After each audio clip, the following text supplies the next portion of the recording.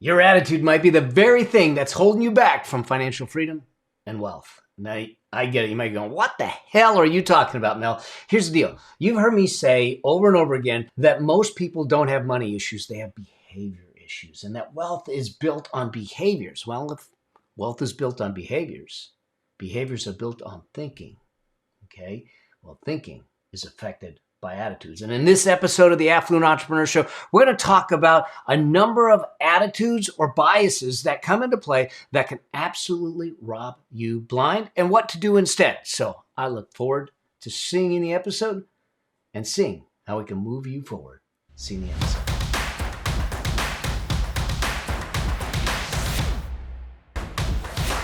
Hey there, welcome to this episode of the Affluent Entrepreneur Show. Have you ever heard this? Boy, do you have an attitude problem. I know that I've heard it. Heard it growing up. I hear it even now sometimes. But here's what I mean by this. The question is really, do you have a money attitude problem? And I think actually a lot of us do, including myself. I am not exempt from this. Here's the reality. Is you've heard me say before that most people don't have money issues. They have behavior issues that cause money symptoms. And when we understand that, we start to realize that, oh, wait a second, if my money is a symptom of my behaviors and my behaviors are there, well, the behaviors are a result of my thinking, and my thinking is adjusted because of my attitude, how I approach it, or as I call them, bias.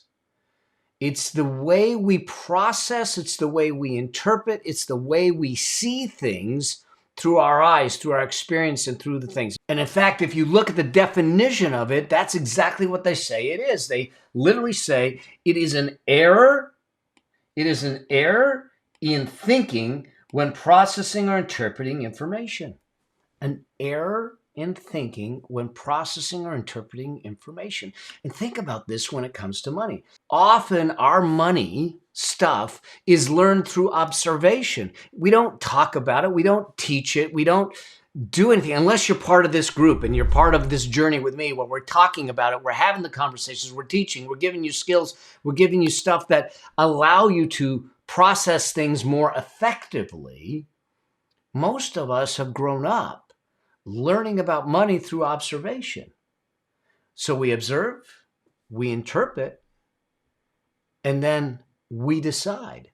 But sometimes our interpretations are incorrect. And there's what I would say 8 primary biases that can actually destroy us, that literally rob us blind from our financial wealth. And I think that when we start to understand how they impact us, what you can do about them, you can then navigate more appropriately and make cleaner, clearer decisions without the biases that can make you make bad decisions, that can help you, assist you in making bad decisions, if you will. And so I want to walk through some of these biases to give you an idea of what it may take to work through this.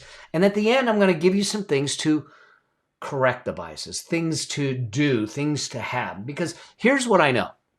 If we can manage the biases, if we can get clarity on the biases and say, oh, I get it. All right, I'm going to push that aside, and we can think differently about our money, we will think differently about our wealth, which means that we will act differently. When we act differently, we create a habit of behavior, a system of behaviors that get us different results. And so that's the thing that I want us to start to look at. And so what ends up happening is that we start to interpret something that happens and carrying it to a different place where we give it a lot more credence, a lot more credit, and a lot more weight than it deserves. And then we start to make bad financial decisions. I'll give you an example. And so the first bias is what I call the infallibility bias. Okay, the infallibility bias. This is really about confidence. This comes into play. When someone turns around and they actually get a quick win. I remember this. So my son, the first time he went to Las Vegas, he said, I'm going to play craps. My buddy's going to show me how to play craps. And so now inside I'm going, good. All right. All right, be careful because you can lose a lot. My hope was that he lost a little bit so he would get a lesson, because the mistake that happens is too often when we win, we get confident. We think we're infallible. We think, I got this. I can't tell you how often I see this in the stock market. Listen, from 2010 to 2000, for 11, 12 years to 2020, we had nothing but up. And people would come to me and go, I've been killing it in the stock market. I've been killing it in the stock market. Everything's going up. Everything I touch turns to gold. I've got the Midas touch. I go, do you have the Midas touch, or is it just the fact that the market is on a tear? It's going up like crazy and has been doing it for years. Well, guess what? They thought they were infallible. They're the same people that jumped into things without a thought, without the analysis, without the logic, without the processes, without the systems that we teach or that we talk about. And they literally thought, I can't go wrong. I have the Midas touch. And guess what? When the market corrected, when the market went to bear territory, when the market is being as volatile as it is now, they get hurt. See, the infallibility bias is something where we become way overconfident. We are blinded by the prior successes. And so we continue to do things flippantly as if we can't do any wrong. And so the key here is this: when you have the infallibility bias, if you feel that tendency of I can't do anything wrong, can't do anything wrong, the important thing then is to sit back and say, wait a second, I need to challenge my assumptions here. I need to know that I work a plan. See, when I work with my elites clients, my one-on-one clients, or my master's clients, my small group, when I work with them, the primary thing is to one, create a plan.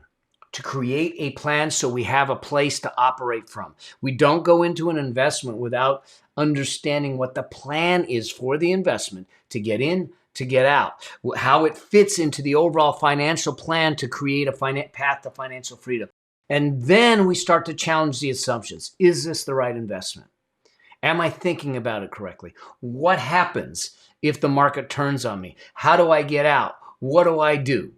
Okay, it's what I call stress testing the plan. Okay, but too often we don't plan. We think that we're going to win because I won before. I can't do any wrong. So we don't do the due diligence. We don't do the work. We don't evaluate the investment the way we did in the past, and then we get hurt. So with the infallibility bias, the thing that you want to do is make sure that you have a plan in place, and two, you challenge the assumptions of the plan. Okay, that leads me to bias number 2. Oh my gosh. I fell prey to this a lot. Okay. Sunk cost bias. The sunk cost bias. Let me move that. Sunk cost bias. This is a bias where we've invested money into something. And because we've invested money into something, we won't let go of it. I put money in and I'm going to keep putting money in because I made that decision before. And in order for that decision to be right, I got to keep funding it. I did this in the Ponzi scheme. But we need to look at things through a new set of eyes. You might have felt this at times where, well, I can't get out because I already put money in. There are people right now that have bought into stocks and the stock dropped 20, 30, 40, 50%, and they stay in it because of how much they invested previously. Think about this. Think about it in the crypto space. Bitcoin at one point was almost 70,000 a coin. It's down at 20. Those people that bought at $60,000 and sitting on it at 20, they are sitting back, and a lot of them are holding on going, I put 60 in, I'm just not going to get out. Here's the question you got to ask here. And this is something that I got caught in also. But ask yourself, remember, the overall objective is to build financial freedom, to build a money machine that's going to take care of us, to build a portfolio that's going to generate the income and the cash flow to support us. And so we got to ask the question, we made an investment based on hopefully a plan. hopefully a stress-tested plan. We challenge the assumptions because of the infallibility bias. We've done all that stuff. We look at it and now we say with a clean mind, yes, I invested $10,000, $1,000, $100,000, whatever it is. With a clear mind and a clean slate, not because we put money in, but ask the question, how does holding on to this or adding to it make this a better investment for me? I added to the Ponzi scheme. How was adding to a Ponzi scheme going to make it better for me? It didn't. That's the short answer. It didn't.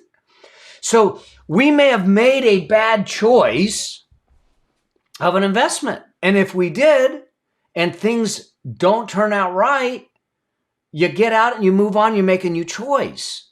We don't stay in it because the sunk cost in it. The tendency is to do that. Oh my God, well, if I don't sell, I won't take the loss. But the loss is there. And if the stock isn't coming back, or the fundamentals have changed, or the investment has changed, it's time to get out. Lick the wounds and move on. This is why the plan is important. I did a video just recently about the whole thing of before you enter an investment, you have to know the exit of the investment. Because if we don't know what the trigger is to exit the investment, we will tend to stay in it longer than we should. We'll change the rules when we shouldn't. We'll adjust our perspective to fit what we want to make happen, which leads me to another bias. So in the sunk cost bias, you want to ask the question, how does holding on to this or adding to the position going to make this a better investment? And if the answer is, I don't know, then maybe we should be rethinking it. Okay. Bias number 3. You've probably heard this term before, confirmation bias. Oh my gosh. This is when we start to look for things to prove our point without looking at things that are disproving our point. We want things that are going to confirm our position more so than those that might challenge the position. One of the things that happens, one of the most powerful forces in human nature is to stay consistent and congruent with prior decisions. And so if we made a past decision to make an investment and we attach ourselves to that decision, the tendency is to look for all the evidence that confirms that we made the right decision in the first place and exclude the evidence that might say, oh, we might want to rethink that probably wasn't a good decision. Listen, I've made plenty of bad decisions. I've lost lots of money in investments. I've continued on and I've done enough to be successful. But the fact of the matter is that unless you're willing to take the position and say, look, made a decision, I'm not just going to look at the evidence that supports that decision. I'm going to look at the evidence that challenges the decision and be open to it. You're going to use this confirmation bias to just keep supporting a bad decision potentially. And so you want to be aware of this. And the way to do this, again, is if you have a plan, but also to look at it through 2 other ways. Is one, to have an advisor, a counselor, a coach, a mentor, someone like me that will challenge the decision before it's made, challenge the decision after it's made, and really start to test the assumptions to be able to look at it and say, well, what if it did this?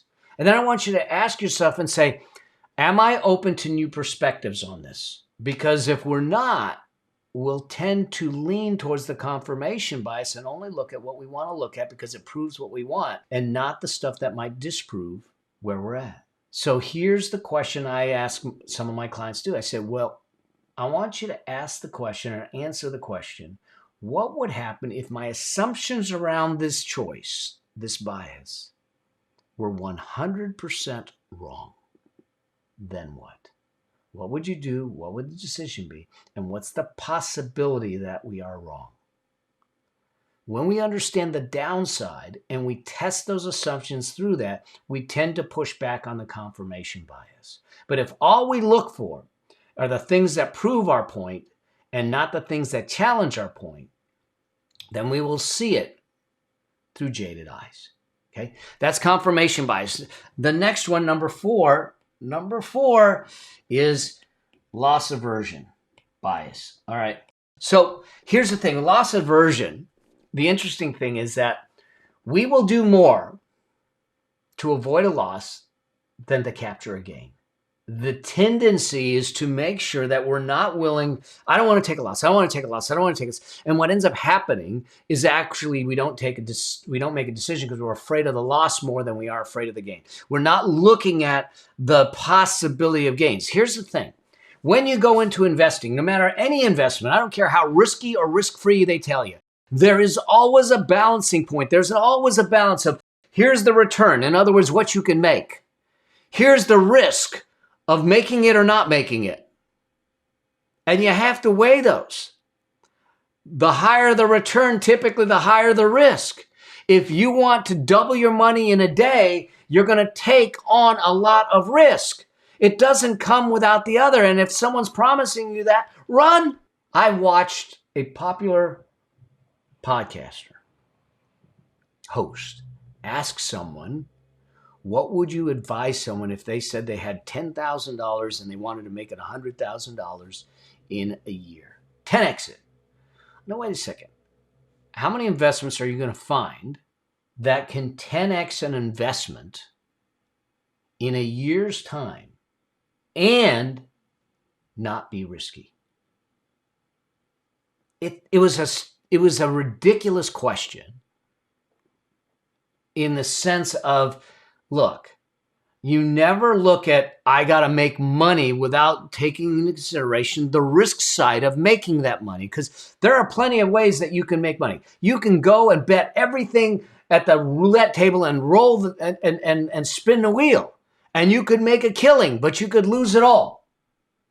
You got to look at it through risk and reward. It's called the risk and reward paradox. And one of the things that we do, and the things that I would look at, is take a piece of paper and split it in half. And on one side, make sure you list out all of the things that are good and that could be good at us, the reward side of it.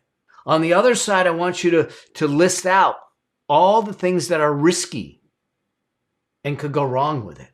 Because until we look at both sides of it and say, okay, this is what could happen, but the potential cost of it is this, we tend to lean towards the risk side and be afraid of risk more than we are going and saying, is it worth the risk to make this? Every investment, it's why we do risk tolerance, risk capacity, and all of those analysis for people, because every client, even my elite members and my master's members, we will spend the time to understand what your risk level is, your capacity to take on risk, your tolerance to facilitate the risk, all of those things, because you can't make an investing decision without looking at the risk profile to make it happen. I did a whole episode on that. We'll hook it up in the show notes here.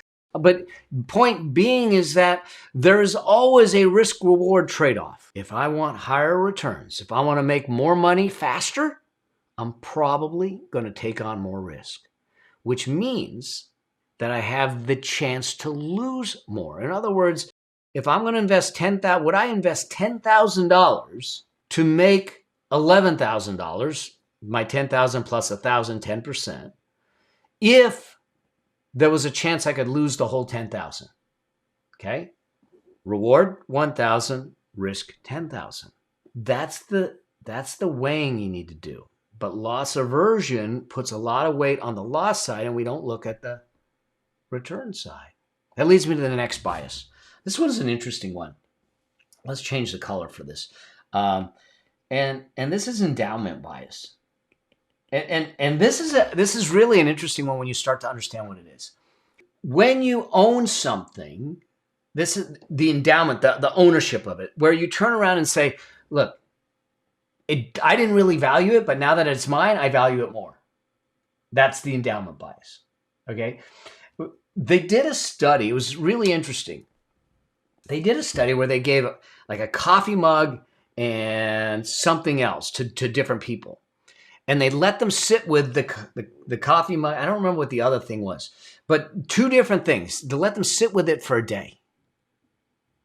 And then at the end of the day, they said, do you want to swap? And the people, literally everyone in the room said, no, this is mine. This is mine. Look, when they started the day, it wasn't theirs. When they started the day, they didn't have it. When they started the day, it wasn't on their desk. But now, because they had it for a little bit, they took ownership. They raised the value. And they don't want to give it up. The endowment bias. Here's the question. Because here's what happens. You get into an investment and now you own it and you raise the stakes in your ownership in a way that you say, oh, no, this is mine, I'm not going to give it up. So the question you got to ask is, if I didn't own this investment now, would I invest in it today? Or is it the sheer fact that I own it and I don't want to give it up? I went through this with Facebook. I got into Facebook way early, before the IPO, at $17. Facebook, as you know, ran up close to $400. Now, I had a bunch of shares. I'm going, this is great. I wouldn't let go. And then Facebook, earlier in the year, missed earnings and dropped $100 a share. $100 a share. Oh. Sunk cost bias, confirmation bias, endowment bias, all of them were playing havoc with me. But I had to look at it and say, if I didn't own the investment now, would I invest in it with what it's doing? And I said no. So what did I do? I sold all my Facebook stock. Okay. It was $100 down from where it could have sold it, but I was way up from where I was at. Since I sold it, that stock has dropped another $200 a share. $200 a share. Had I held on to it with endowment bias, confirmation bias, and all of that stuff, sunk cost, I'd have rode that train all the way down and lost another $200 a share. And so instead, I made a bunch of money on Facebook. And I don't own any Facebook stock, but I don't have any attachment to it anymore either. Okay? But when that attachment gets too great, we start to adjust our thinking and we start to not think about it rationally. And it actually took a coach to say, let's talk about this. Would you invest in this? What's the story? Do you like the story? Do you like the path? Do you like this? And I go, no. I said, then it seems like your decision's made. And it was right. I sold it. And I watched it just tank from there. Okay. All right. That leads me to the next bias. The next bias, number 6, is recency bias. And this one people are struggling with right now. Okay. And this is when we give inordinate amount of weight to recent occurrences. Okay. In other words, they're looking at it and saying, the market is so volatile, I don't want to invest in the stock market. Think about depression babies, okay? How they respond. The things that recently happened have a greater impact in our life and our choices and our decisions, especially when we start to extrapolate them to the future as if they're permanent. Look, the market goes up 8 out of 10 years. Up out of 8 out of 10 years. But we might be in this downtime that all of a sudden the market's down. It's in bear territory. And now we've had some really good weeks. Okay. But who knows? And it goes down. So what we remember, the recent memory, is the volatility, the slide, the hurt, the pain, the I'm looking at my account. It's down 20%. It's 30%, 40% down, whatever it is. Or you were in Bitcoin and it went from 60,000 to 20,000. You say, this is the new reality. The reality in the stock market, the reality in real estate is they go up and down. In the long term, the market goes up. In the short term, it's a roller coaster ride. But too often, we allow the recent events to take hold and give them more weight into the future than what we should. And the way to counteract this recency bias is to always work from a long-term plan. Goes back to having a plan. This is why you need a mentor, a coach, or an advisor that's going to help you facilitate creating a financial plan to your financial freedom. To build into it, this is one of the things we do with the elite members, where we build the plan and then you stress test the plan. And now when all of a sudden the emotions of that recency bias come in, we go, hold on, let's pull the plan out. What does the plan say? Are we starting to make decisions contrary to the plan? And is that supported? When the market tanks 1,100 points or whatever, I talked to my wealth team and we talked through it. We said, let's look at the plan. I'm not saying that I'm exempt from the emotions. I get the emotions just like you. And I go, oh God, did we make a wrong decision? Nope. Here's the plan. We stress tested it. We know what it's going to do. We've got it in place. So you got to work from a long-term view and a long-term plan and not allow the shorter-term recent events dictate what might be happening long-term. We know the market goes down in the short term, but we also know that it corrects and continues up. You just got to look at any long-term chart. 10 years or more, market goes up. Even real estate, it may be slower, but a lot of real estate long-term goes up. Okay. So recency bias becomes an issue. We need to look at it, but that's the reason that we have a plan. Next bias, 7, is framing bias. Oh my gosh. This is something that I see happen with people that are trying to trade stocks. What happens is that they decide, I'm going to buy a stock or I'm going to short a stock, or I'm going to long a stock or an option. And they decide that they're going to get into an investment because they expect it to go down or they expect it to go up. So what ends up happening, I'll kind of draw this out. So they get into a stock, they buy here. And instead of this, they expect the stock to go up. But instead of the stock going up, it starts to go down. Now, remember I said earlier that you always know what your exit is before you make the investment. Well, if it was someone working with me, they would have had something called a stop loss, or we would have known if it goes down to here, we're out. But what ends up happening is that most people don't have a plan. Most people don't have the exit drawn out. And so when the stock or the investment goes the wrong way, instead of them getting out when they should have, they say, well, instead of this going to be, I originally thought this was going to be 30 days held. Well, now I'm just going to make it a long term. So I'm going to hold it for 6 months.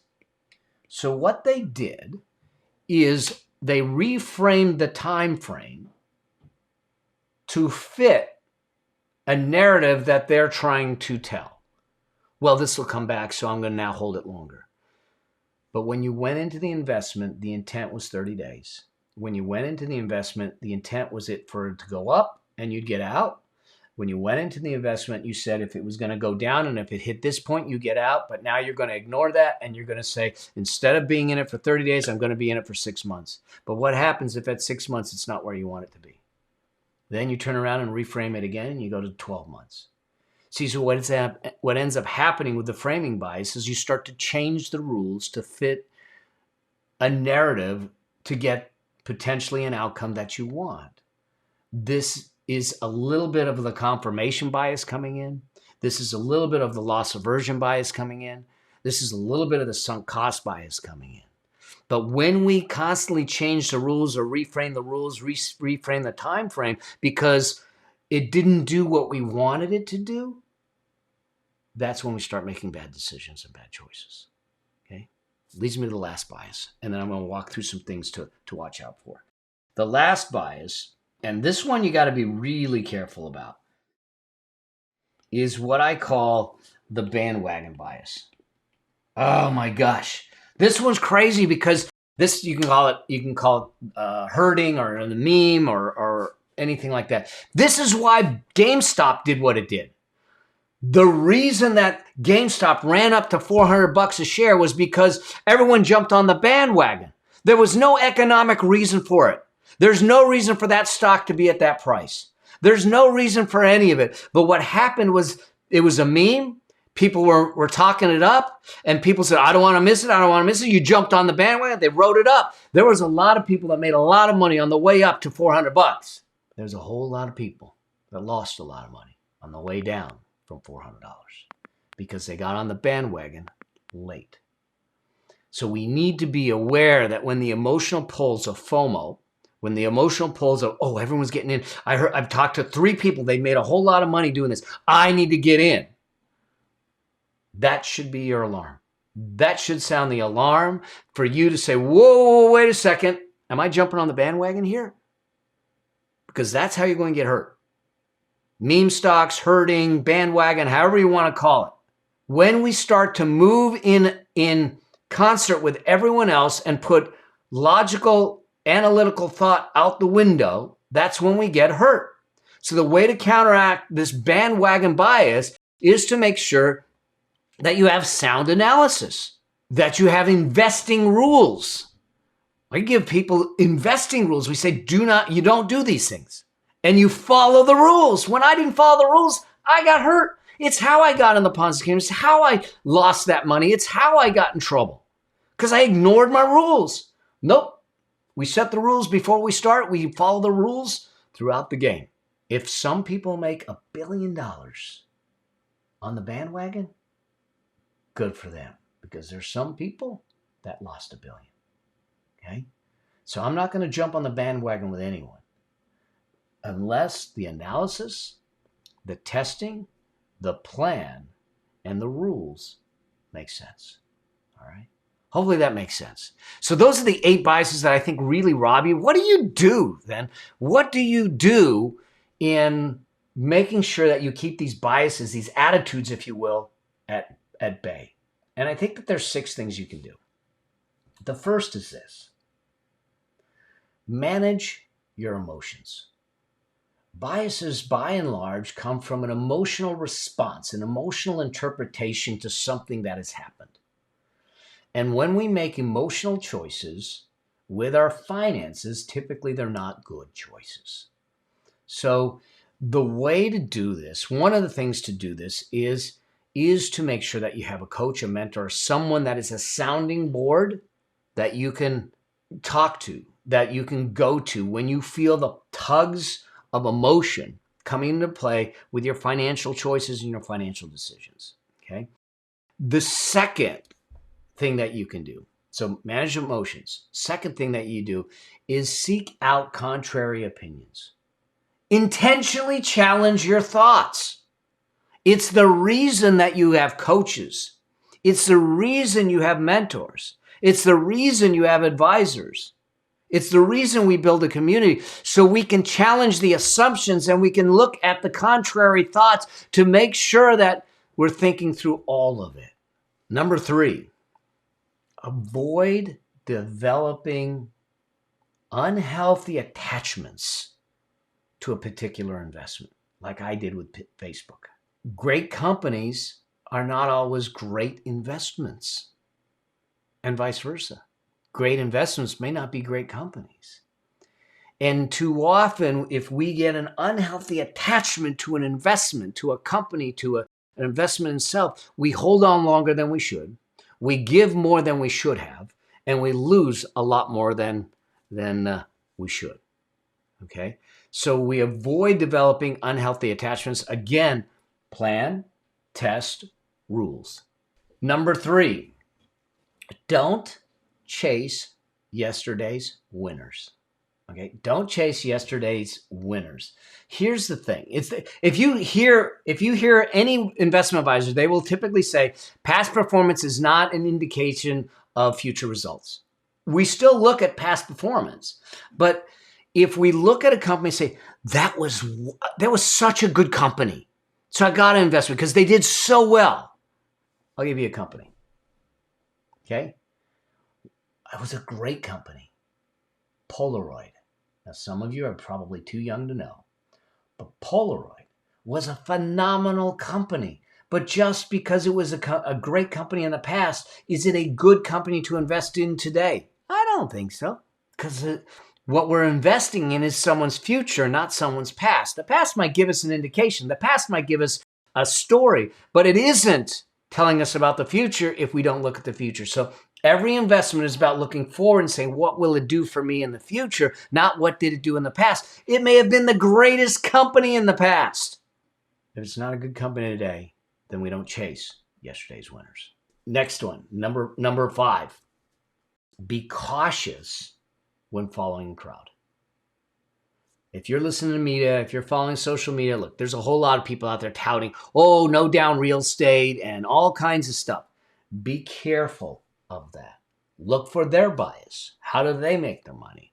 When you start to follow the crowd, you start to risk getting on the bandwagon and not making an informed decision. There's plenty of people that try to get me into investments, and I go, here's my list of rules. Here's my due diligence list. Here's my analysis. Here's my plan. If it doesn't fit the rules, if it doesn't pass muster with the due diligence, if it doesn't fit the plan, it doesn't become an investment for me. And if someone else makes millions of dollars on it, good for them. But you stick to the plan, you stick to the rules, because by and large, you will lose less, win more that way. All right. And the last thing that I think you need to look at is to focus more on detailed analysis versus stories. There are a lot of people out there that can tell a great story about an investment, but that's a story. What does the data show? What does the analysis show? Is it, if you test the assumptions, does it still make sense? The stories are great. Stories, pull out emotions, but emotions in financial decisions are not good. So I'll take the stories. I want to hear a good story, but then give me the data, give me the numbers, prove to me that this makes sense for me to put money into it and invest into it, and that I'm going to make not only my money back, but a return on my money in the future, return of capital and return on capital. If that's not the case, then I don't care how good the story is. There's plenty of people that come on Shark Tank and they have a great story, and it's a wonderful story, and people love the story, and the sharks love the story, but the sharks make the decision not on the story. They make it on the numbers. They make it on the possibility. They make it on the risk versus return, and they do a quick, detailed analysis on it before they make a choice. They don't make a choice on the story, and the same thing goes for you. So those are the things I would do. Manage your emotions. Look for contrary opinions. Get a coach, get a mentor, get an advisor that you can use as a sounding board. Don't develop, let's say, unhealthy attachments to specific investments. Don't chase yesterday's winners. Be cautious of following the crowd, and use detailed analysis with some rules in place. That will change your money attitudes and keep you safe on the journey to financial freedom. I hope that this helps. I hope that you got a chance to see some of this in a way where you go, ooh, maybe I do some of that. Because you know what? I'm not exempt. I think I've had all of these in my life, and I still will see them creep up. But I have a way to remedy them. I have a way to counteract them. I have a way to move through them so I don't allow the emotions of the bias to create bad interpretations of things that I'm going through and make bad decisions that can hurt me financially. And that's what I want for you. So be aware of these. I hope that this helps. And I look forward to seeing you in an upcoming episode of the Affluent Entrepreneur Show. And until then, always strive to live a life that outlives you. Cheers.